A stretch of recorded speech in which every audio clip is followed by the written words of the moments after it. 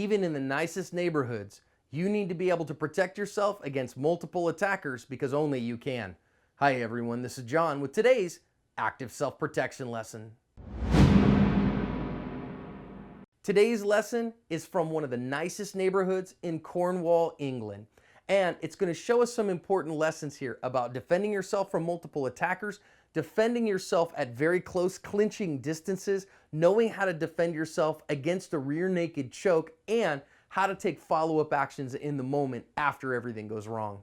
So this guy is just walking somewhere. This is apparently one of the nicest neighborhoods around, and this guy walks into this space where he is secluded, and a guy comes up behind him and grabs him in a chokehold, and he's got that locked in pretty tight from the beginning, and we see he's got an accomplice, a second friend here, another bad guy, and so our good guy is held in a headlock, has a second attacker, and boy, this would require some significant skills to defend yourself against successfully, and this guy doesn't have that, and so they're just going to shake him down.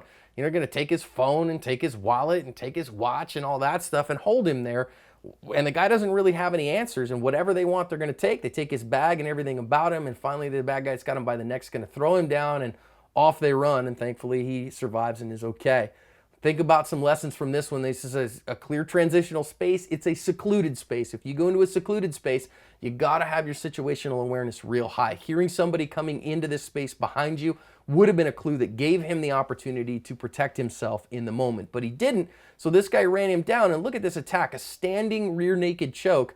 And boy, if you're not careful, that's a blood choke, and it can get you out in 3 to 4 seconds there really, really fast, that carotid restraint. So you got to be able to protect yourself from that kind of attack and know how that is. Next, there's a second bad guy. Multiple attackers are the norm these days, so you got to be able to defend yourself against that in your training. Make sure you account for multiple attackers.